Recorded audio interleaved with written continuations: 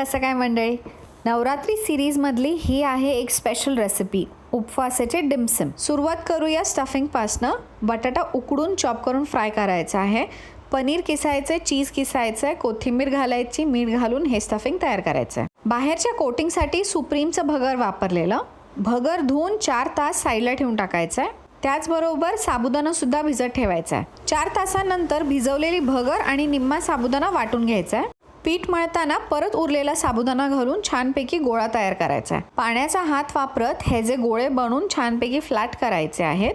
Stuffing भरायची आहे आणि डिमसम तुमचे रेडी आहेत स्टीमिंगसाठी. डिमसम पॅक करण्याच्या आधी मी त्याच्यात 1-1, 2-2 किशमिश सुद्धा घातलेली. 10 मिनिटं मंद आचेवर छानपैकी वाफून घ्यायचे हे डिमसम्स. आता तुम्ही म्हणाल हे डिमसम तर बिलकुल तिखट नाही आहेत. हो बरोबर, कारण ही रेसिपी किड्स फ्रेंडली आहे आणि आपल्या पोटाला सुद्धा त्रास नाही. आणि ज्यांना तिखट आवडतं त्यांनी तुपावर लाल मिरची, कोथिंबीर आणि मीठ घालून हे ऑइल तयार करू शकता. गरमागरम डिमसम्स रेडी आहेत. मग मंडळी, फॉलो करायला विसरू नका.